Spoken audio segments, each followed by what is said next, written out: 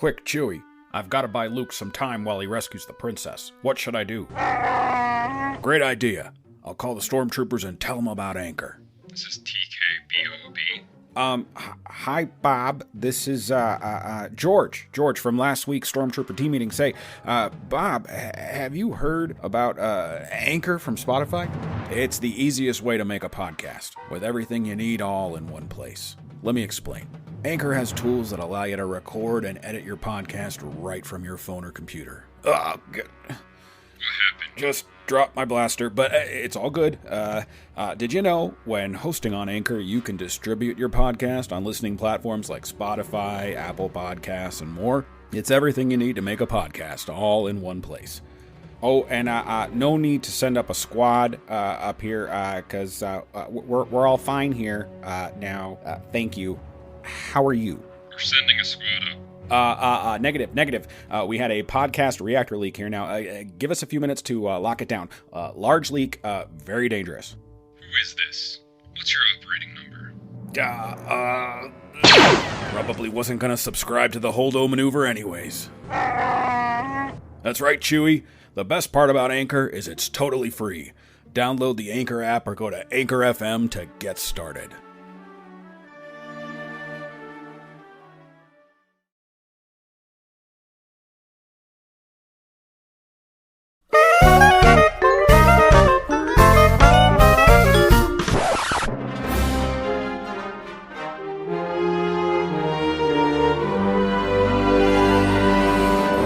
Hello again, and welcome back to Animation Fascination. I'm Mark Weber, and with me is our guest, Mike Soren.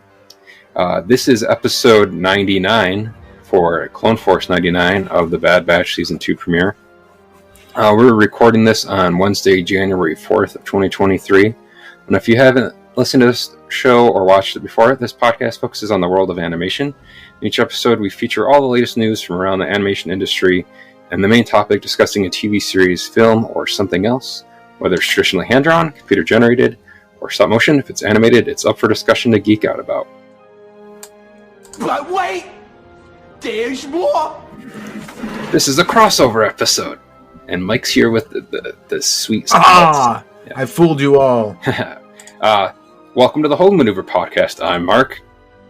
And I'm Mike. We're two hardworking dads trying to immerse ourselves into Star Wars and fit it into our very busy lives.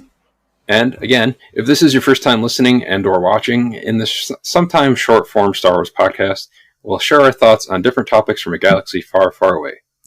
Hey, Mike, which program do Jedi use to open PDF files? I don't know. That seems like I'm dealing in absolutes here. And only a Sith does that, which is itself an absolute. Adobe Wan Kenobi. As you liked it. So yes, listeners, if you're listening to this and or watching this, this is episode 99 of Animation Fascination, but it is also episode 35 of the HOLDO Maneuver. So this is a team-up crossover episode where Mike is both a guest on Animation Fascination and the co-host of HOLDO Maneuver. It is I'm everything. Yes, it's a paradox in and of itself. So this episode, we're going to be talking about the 2-episode season premiere for the Season 2 premiere of The Bad Batch that just got added onto Disney Plus today, January 4th, 2023. Before we get into talking about the premiere and then kind of Mike's basically binging of the first season and a little bit of like the kind of backdoor pilot episodes of the Bad Batch, getting into it, we have our recommendations that we usually do on Animation Fascination. So mine this week is both animated and Star Wars. It is How It Should Have Ended, how Star Wars Obi-Wan Kenobi should have ended. And these guys always do like really great, clever, funny takes on like the stories of whatever they're doing a riff on. I thought this one was pretty funny for the Obi-Wan Kenobi series. Did you get a chance to watch it? Yeah, it was a good little thing. I laughed, especially at the Qui-Gon Jinn part where he's like, wait, You can survive being stabbed in the stomach? Yeah. Like, people just get stabbed in the stomach and survive now. Cool. Yeah, we heal them with the Force. Just move on. Yeah, and there's like a kind of a long running joke they've done with like a bunch of their Star Wars how it should have ended now, where like when Anakin finds out that he's a dad, how he goes excited all like around like all like wherever he is, and he's like, "Oh, have you guys heard? I'm a dad." So I liked how they continued that in this one too. I was wondering if that was a running gag. It seemed. Yeah, they kind of seemed like they'd done it before. They probably have a compilation on the channel, probably somewhere, of like all of their Star Wars ones so far. Those would probably be fun to watch back to back. But yeah, that's my recommendation, and I'll have that in our show notes because this episode will also be on the Animation Fascination website too, so you can check out the link there too. My recommendation isn't something to watch, it's something to read. I'm sure there's podcasts or videos out there discussing the topic, but I stumbled across a notion the other day, and there's a lot of articles out there. I picked one for the show notes, just Google it and go from there. But there's a notion that within the next 5 years, maybe, that's a short time frame, AI will eliminate all human animators. And that animation companies are going to lay off every human being and just solely use AI to create animation. Well, let's hope that doesn't happen. I don't think it will, personally. Yeah, that's like the whole like AI art and stuff's kind of like a scary proposition. Mostly for like a lot of just like where that's. A lot of artists' like sole means of income is like, commissions, doing art, selling that to people that commission to it, and making a living off of that. And then if people just start using like the AI art generators, and that kind of takes that away from them at that point. And like, I don't know. I've had a lot of good experiences with working with like different people that have created art for like different shows. Like speaking of how it should have ended, like Otis Frampton that did some art for us back in the day for Animation Fascination, or like Audie Norman that I worked with for some other stuff, or even Austin Madison who did the Animation Fascination logos, and Ralph who did our HOLDO Maneuver logo. So if that was just like a AI doing the logo, they definitely wouldn't look as great. No, there's a human touch that can't be recreated. And talking about artists and making commissions off stuff, if anything, I can see AI cheapening the art market and making human stuff more valuable.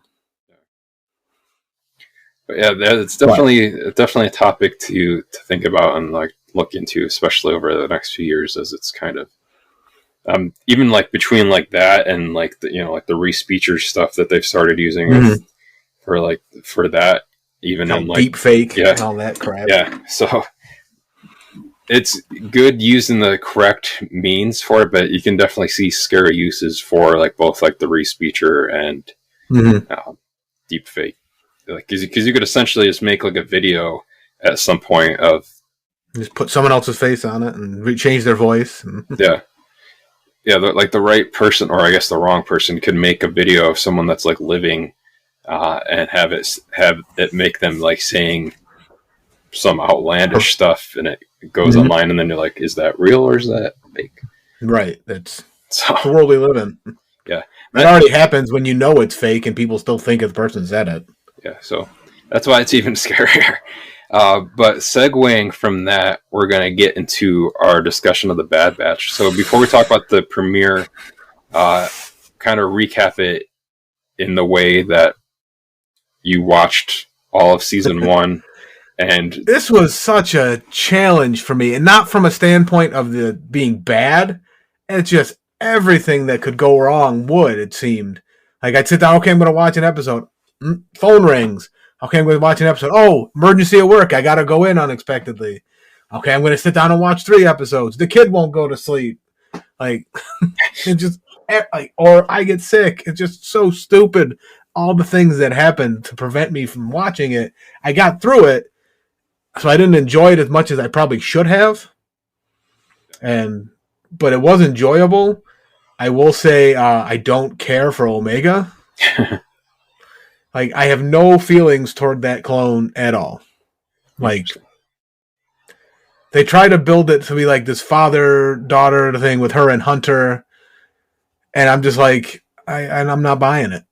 Like, that is, especially because she's older than you. all right, technically, yeah, I guess, yeah, because with there's the whole dynamic too that like in recent Star Wars, like between like the Obi-Wan Kenobi series with like Obi-Wan and Leia and that, yeah, and then like Grogu and Din Djarin and Mandalorian, and then like with Hunter and the rest of the Bad Batch with Omega. It'll be interesting to see if they ever have her run into Boba, which I guess technically is Alpha if she's Omega, where because she's essentially just the female. They're the same person. Yeah, the female version of Boba. So that would be interesting if that ever happens on the show. Now, did you get a chance to watch kind of like those backdoor pilot episodes? I did not get to those. Right. I did not. And so I have not watched those yet. I'm going to put this in the show notes too, I think, but Screen Rant, or not Screen Rant, 15-minute Screen thing? Crush. Yeah, did like the recap of like all of season 1 as well as those 5 or 6 episodes from. Which that thing you're talking about made a point that I was just like, holy hell! I didn't think of that. That the Rancor they save, is the one Luke kills. Yeah, it could be. Yeah, because I was thinking of that too, because it's definitely not the one that Boba rides in Book of Boba Fett, because that would be after that. After the fact. But yeah, now what was like your favorite bits of season 1 of the Bad Batch when you were going through? I like this Camino stuff. I wish they did more with that. Because that was like, interesting how they basically like blow it up. We don't need it anymore. We stole the scientist. Like, that whole storyline. I wish they had a little more focus in. Yeah, it'll be interesting to see if they do any more with like the cloners from there, since they're not all dead. But I missed it. I thought they evacuated and like got some people to safety.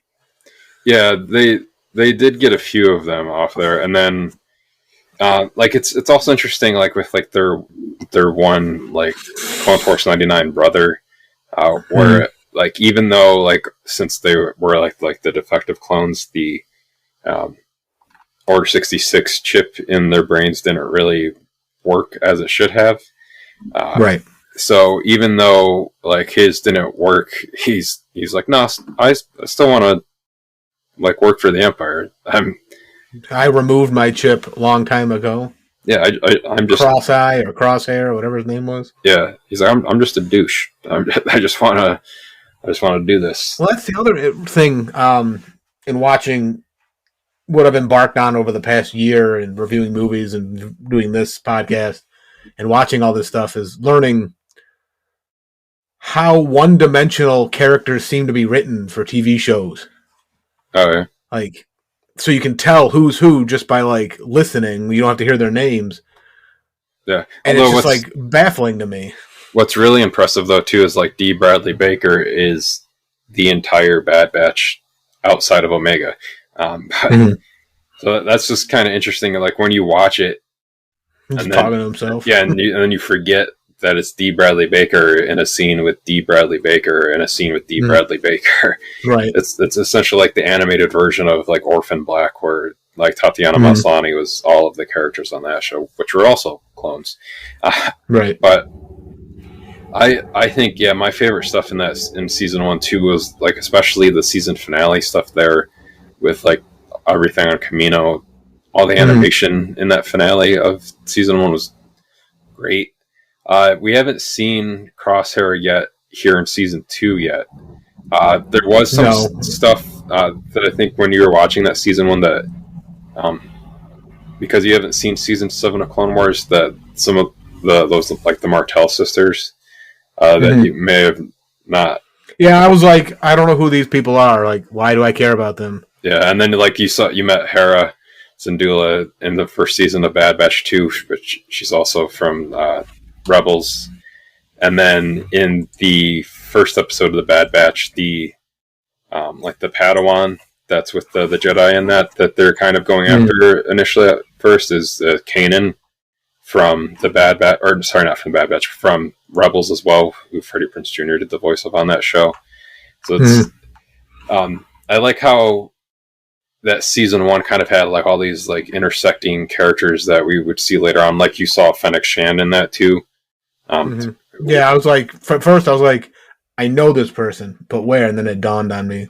Yeah, so it's cool that like she showed up there, which they would have had to have done that like a way before like they filmed the stuff for Mando and Book of Boba Fett. That's what I was trying to figure out, was the timeline and all that. And then I was like, well, yeah, this was Clone Wars and Book of Boba Fett's after Jedha. What's funny about that is like, wow, Fennec Shand really doesn't age too much over like the course of like what, like 50 years. And I have to say that while it's cool, Omega's energy bow that she steals has to be one of the most like useless weapons in terms of being efficient in battle.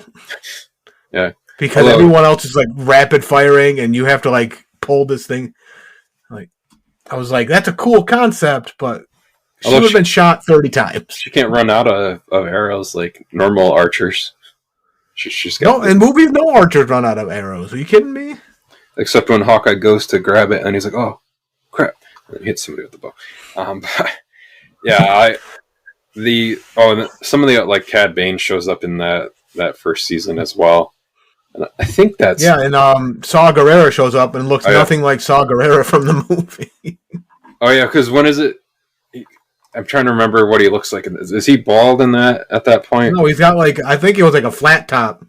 Okay, yeah, because that's got to be as close to the time period as like we first saw him in the Clone Wars, where he looks nothing like Forrest Whitaker. Because at that point, when he first showed up in the Clone Wars, he wasn't Forrest Whitaker yet in Rogue One, right? But yeah, what are you gonna do? Yeah, it's interesting to follow Saw's timeline, just like between like everything that he's shown up in now, between like Bad Batch and Andor and Rogue One and the Star Wars Jedi Fallen Order and Rebels and Clone Wars. Yeah, he's pretty much been in since I want to say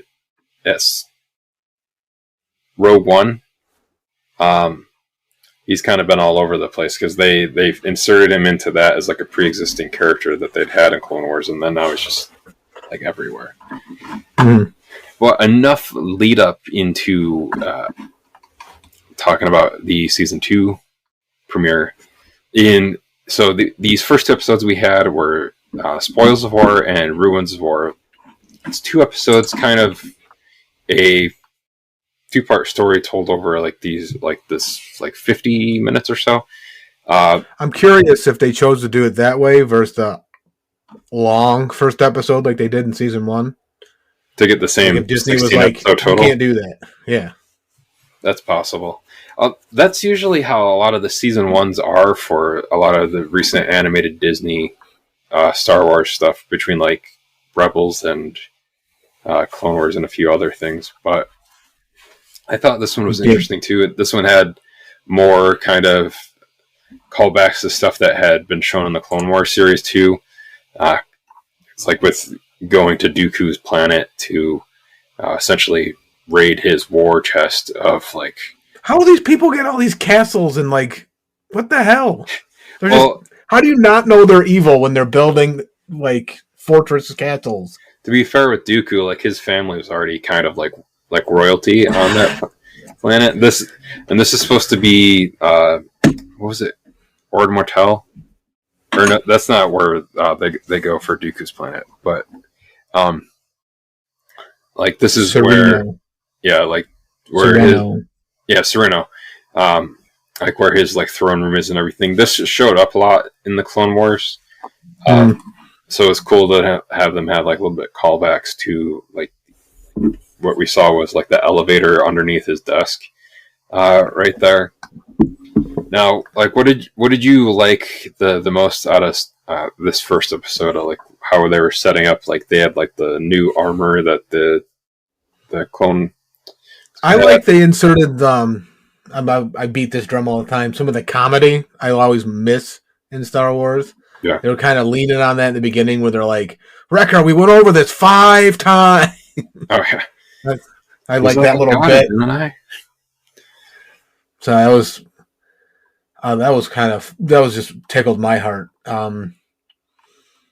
It's like they did a nice job pacing it. I thought it didn't feel too fast, and it didn't drag. Like it was just for me. But the downfall is they were really leaning on you guys having emotions for Omega and like her fitting in with that little quip of we wouldn't be here if we didn't save her or whatever it was. Oh yeah, but like sure she kind of feels like a burden to the rest of the clones there. And I was like, I don't care. But yeah, I guess it was I guess if like she doesn't work for you, then like some of the stuff may fall a little bit flat. I don't understand. I just don't understand why it doesn't. I haven't pinpointed. It could be the fact that I had to watch this in such broken up fashion and interrupted fashion that I was let some things bleed in. My annoyance of other things bleed into the show. But yeah, it was cool that escape pod thing where they're. Oh yeah, all the like the shipping crates had like the thrusters placed on top of them as well. Yeah, I thought that was really cool. I liked that, and like because they essentially had her doing like homework of like the Delta class and Lambda class shuttles. She ended up knowing like, what kind of this? Okay, so then this and then that. And I think I brought this up to you too, where like the clones are kind of essentially almost like the Ninja Turtles in a way. Yeah, you mentioned that. Yeah, where like Tech is like kind of sort of Donatello. I have to say, there's not really a 1-for-1 like Raphael and Michelangelo, but I'd probably say that Wrecker would probably be closer to Michelangelo with the build of Raphael, and then Echo is maybe more like Raphael as far as like character wise, and then Hunter would be Leonardo. And then what's his name? Their brother, Crosshair is Shredder. There you go. He's the ooze that went down the drain. He's Venus de Milo. I was excited to hear Wanda Sykes' voice for that Fee Genoa, because Wanda Sykes is hilarious to me, so I thought we were going to get more comedy from that, but I think she's going to be more of a character going throughout the season. I like how they kind of made her character look kind of sort of like Wanda Sykes. I like Sid in this too, who's Ray Perlman, Danny DeVito's former wife. I was wondering that. I didn't look it up. I was like, I knew she was married to him, which is kind of funny because like she's running like a bar in that, so it's like remember when she was in Cheers? Yeah. Now, in this, was there anything that kind of stood out in this first episode that? Well, I didn't. One thing again, how I watched the first season, they're like, this will pay off our debt to Sid. I'm like, what the hell debt do they have to her? Yeah, I thought they were just. I'm not still really sure about that either, other than maybe she's just like, you guys have a debt to me. In some. I missed that, and I was like, how do you have a debt? I thought you were just making money together. Yeah. I think that's more just so she can keep, like, kind of, like, she likes them, but she's also, like, using them at the same time. Well, it's her nature. Yeah. But, yeah, so that's been some interesting stuff with that, too, and I liked that, like, I guess, in the end, like, the whole thing between these two episodes was kind of, like, Echo's idea of what they would use the war chest money for, and like what Hunter wanted to use it for. Where like Hunter wants to secure basically to just like keep like them and their family like safe, and where Echo, because like he had been like trapped and with like Nipper for so long, he like kind of knows the importance of wanting to use it to go and help other people that might need it as well too. So I'm assuming that's going to be like another kind of plot element that like kind of goes back and forth this season of the show as well. Yeah, I felt that was a little foreshadowy. Yeah. Now there's some other stuff that happens in here too, like more so in like the second episode, where we see a little bit more of with the Empire character, the Roman Adele.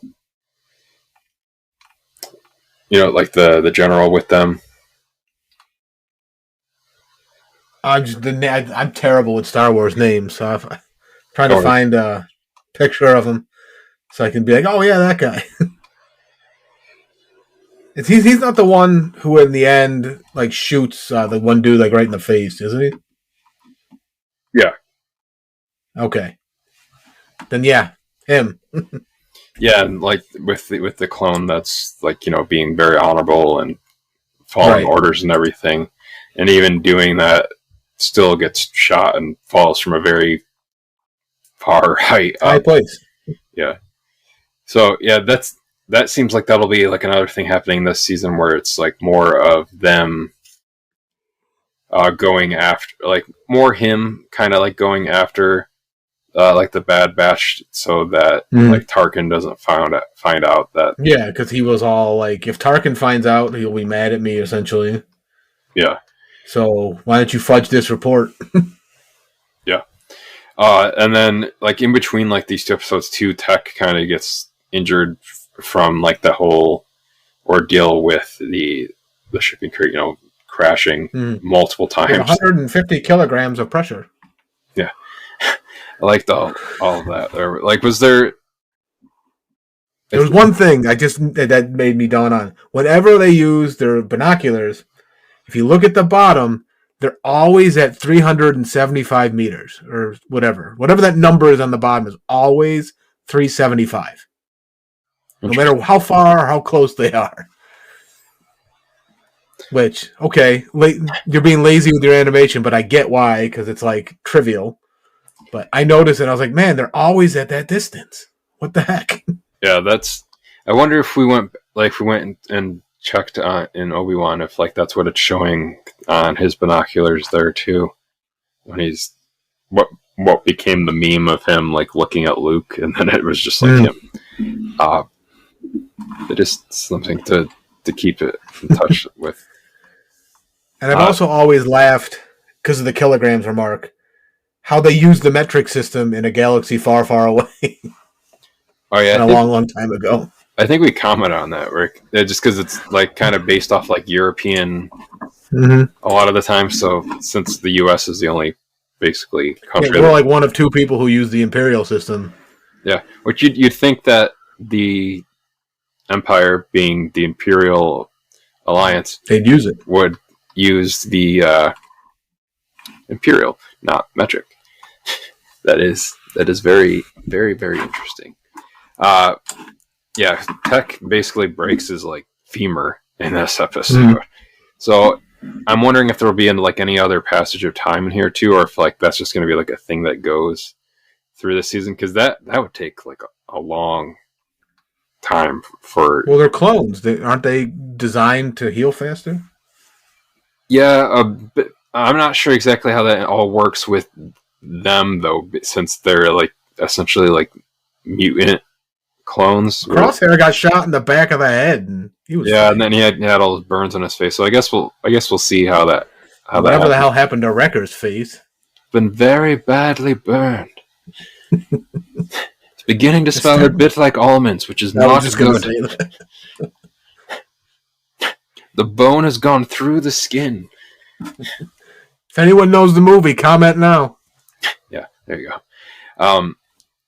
Now, I thought some of the stuff in here too was interesting, just like in general with Romar and like kind of like him being from that planet, that Dooku on Serrano, and like how like that whole backstory there. That's kind of like an interesting side effect to all of that as well.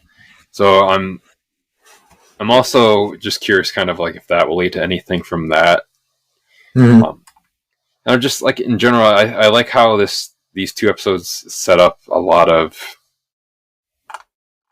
things that could play out over the course of this first season, or sorry, not first, second season of the show. But what do you like from what we saw in this? What do you think may happen, like going forward from here? Well, one question I have was, in the first season, did they clone Romar? I don't believe so. Because at one point they were evacuating Camino. They were walking down the hallway with like 9 little clones, and they looked just like that guy. So I was curious, like, what happened with them. I feel like Echo's little storyline's going to come back.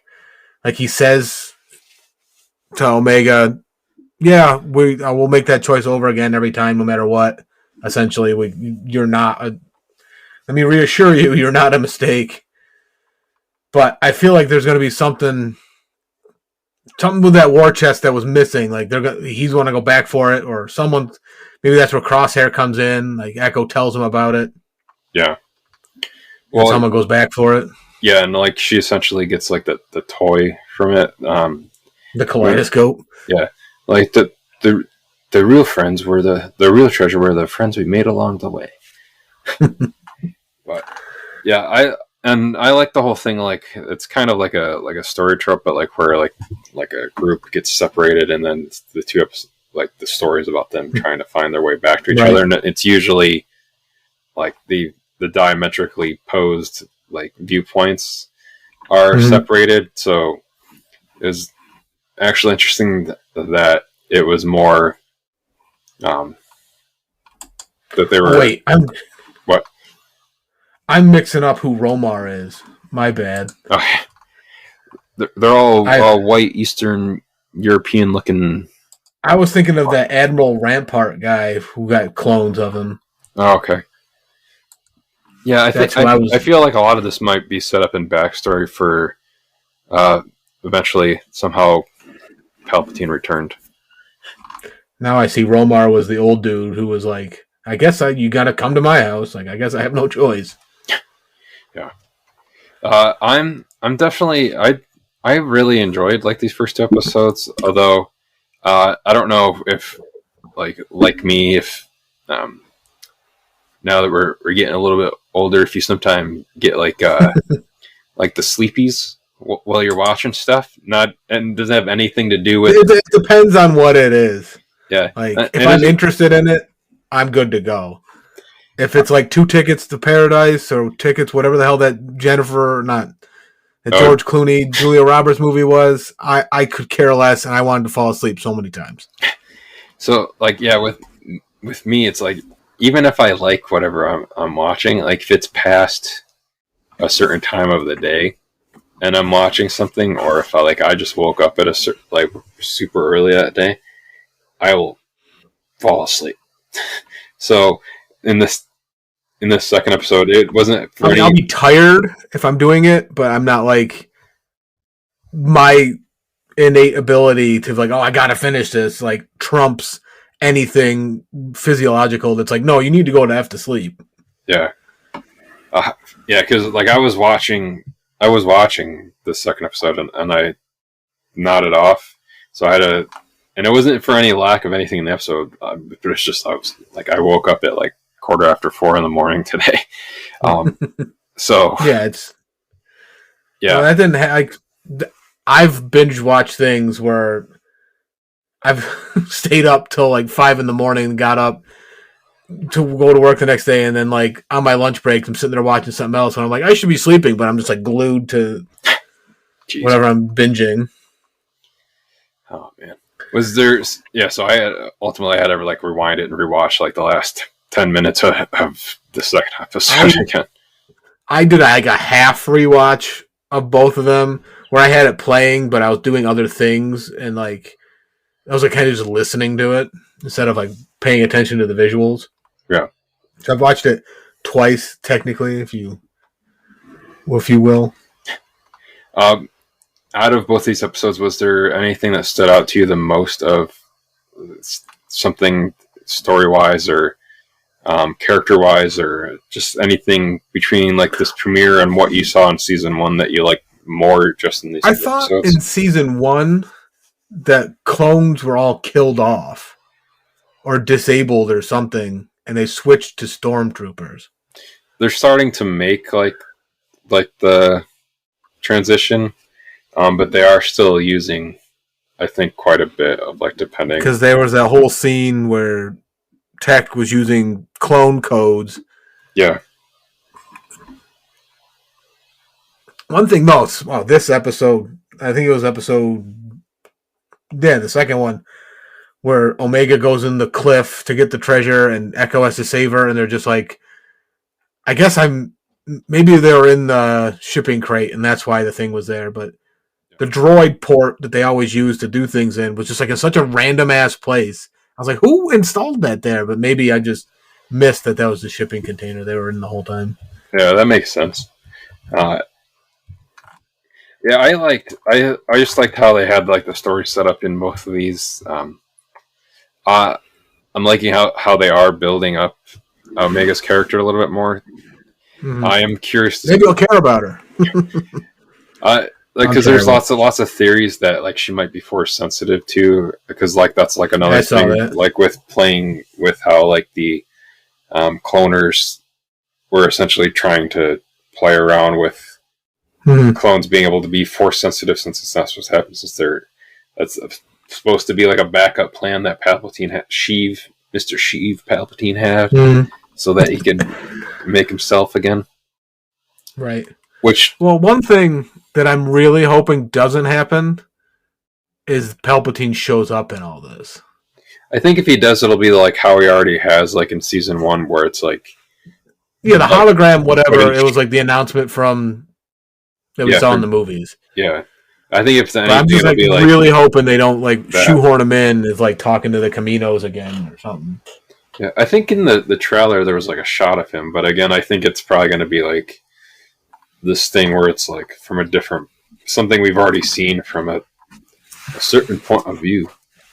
Right. So it should be interesting to see how that happens. And they released the like all of the episode titles for the Bad Batch season 2. So like with this show, at least for the Hold Maneuver, we're not going to be doing like a week by week coverage of it, kind of like we did with Andor and like what we're doing for Mandalorian. But I went to rewatch those seasons because I forgot a lot about them. Oh yeah. But what I think we will end up doing with this is that when the finale airs in March, like around like the 3rd or 4th episode of Mando, we'll kind of check back in with like what we thought of like the season overall on that. And they did release all of the episode titles. So, I mean, you can't really tell too much about what's going to happen in these, just based, because a lot of them are just like one word titles. Like next week is like the Solitary Clone, so that's a little bit longer, but then they're like a lot of them are just like Faster, Entombed, Tribe. Well, Solitary Clone might be what's his name? Crosshair. Yeah, possibly. Might be an episode about him. There's the Clone Conspiracy, Truth and Consequences, The Crossing, Retrieval, Metamorphosis, The Outpost, Pabu, Tipping Point, The Summit, and then the finale is called Plan 99. So, and that's supposed to air on March 29th. So that's about like a month into like Mando's season 3 return at that point.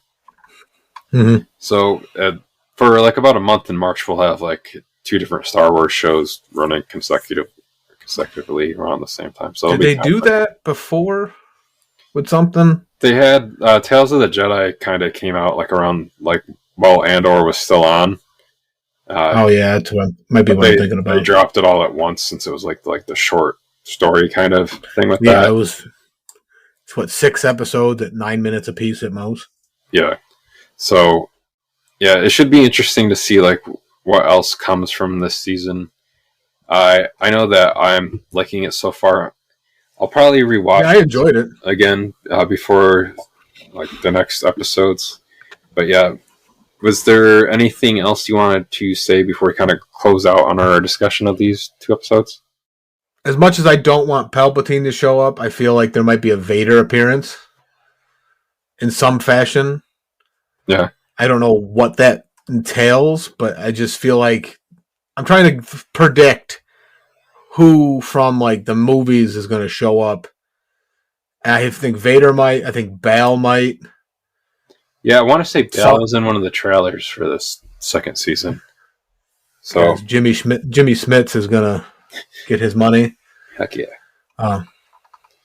Yeah, and this show's already done a good job, like in the first season too, of kind of interweaving pre-existing characters that we've seen in other series, whether it's animation or live action. So I feel like it'll continue to probably do that in season 2 with other characters. Maybe some of the ones that we already saw in season 1. Maybe some more in season 2. We know, like in the trailer, like Captain Rex was in there. He was like a big character in the Clone Wars. Right. Yeah, I was assuming he was coming back. Yeah, so that should be interesting to see if anything happens with that there. That does a little bit more. Because there's stuff with him, with Captain Rex, in the Rebels series where he's like with 2 other clones. So it'll be interesting to see if maybe they set any of that kind of stuff up for later on there. But I am definitely looking forward to like the rest of this season of the show, and like what kind of other possibilities it'll hold for. We didn't talk about the tanks that we saw fight the Gungans. They were in this. Oh yeah, and Wrecker makes his like own kind of like arm tank. Yeah, was there like any other like jokes or stuff like that you liked? Probably. I'm just not thinking any. Yeah.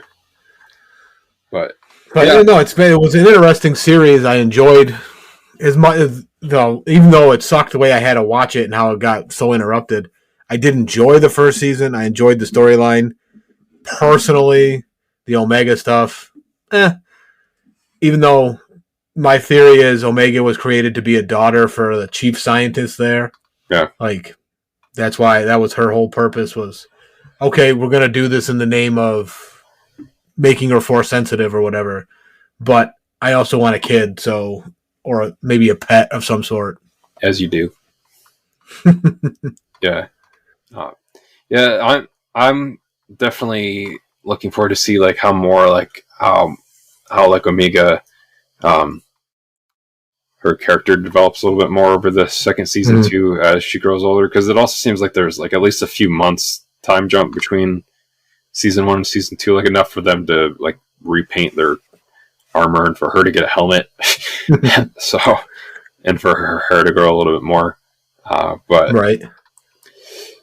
No, it's the other thing I'm half expecting is they're going to go to Tatooine for some reason.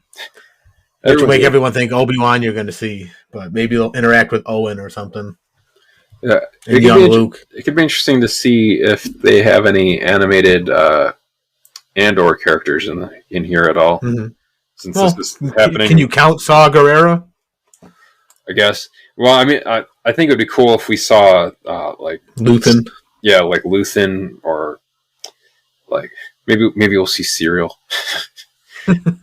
Maybe they'll be approached by Vel to go to Aldani, and they'll be like, "That's not our gig," or something like that. Yeah, because this is all the same time as timeline. Yeah, Andor is happening, so that could be. I don't think we'll see Andor Cassian himself in this, but it would be interesting to see, like you said, like Luthen or maybe some of those other characters like Vel or if anything, they'll talk about the Eldani heist. Yeah, that could, and it'll like reaffirm Echo being like, "See, we should have done that" or something. Yeah, that'll be cool to see if we do see any like events from and or intersect into the second season of Bad Batch. That could be pretty Depends. cool. Are they on the same canon level? Yeah.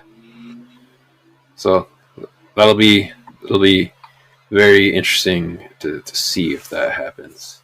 But so that'll close out our Bad Batch Season 2 premiere, Animation Fascination and Hold Maneuver episodes. Don't forget that you can follow us all individually on social media. Wherever we are. Yeah, for like us and the shows. All the information is in the show notes for the video as well as the audio on YouTube and then Anchor, Apple Podcast, Spotify, wherever you're listening or watching. And then you can email Animation Fascination at animationfascinationpodcast@gmail.com or Hold Maneuver at HoldoPod@gmail.com. There's also Animation Fascination's website, which is animationfascination.net, where you can find links also for the Animation Fascination and Hold Maneuver merch. So if you want shirts or magnets or stickers or what have you, links there. Check it out. Trent Vactor edits Animation Fascination and Hold Maneuver episodes. I'm Mark Ribert. For myself, Mike Soren. Thank you for listening, and make sure to tune in again next time. And as always, we are grateful to George Lucas for creating the Star Wars universe. Oh dear, thank the maker.